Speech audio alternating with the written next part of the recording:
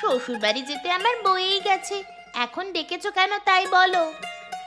কচু শাক রান্না করব যে, ঘরে একটাও কাঁচা লঙ্কা নেই। তুই বরং কমলার কাছ থেকে কটা লঙ্কা চেয়ে নিয়ে আয় তো। রোজ রোজ এই শাক পাতা খেতে আর কার ভালো লাগে বলো তো মা? আমার আর এসব খেতে ভালো লাগে না। কতদিন হয়ে গেল মাছ খাই না। আমাদেরও তো মন চায় রে মা, তোকে ভালো মন্দ খাওয়াতে। একটা মাত্র মেয়ে তুই আমাদের, তোকে খেতে দিতে না পারলে তো আমাদের বড্ড কষ্ট হয় মা।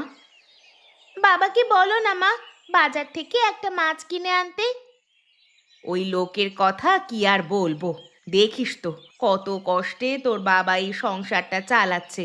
তার নিজের একটা ভালো জামা নেই, ছেঁড়া জামা লুঙ্গি পরেই কাটিয়ে দিচ্ছে বছরের পর বছর। আমাদের এই অভাবের দিন কাটবে কবে মা? দুঃখ সবসময় থাকে না রে মা, কথায় আছে দুঃখের পরেই সুখের দেখা মেলে।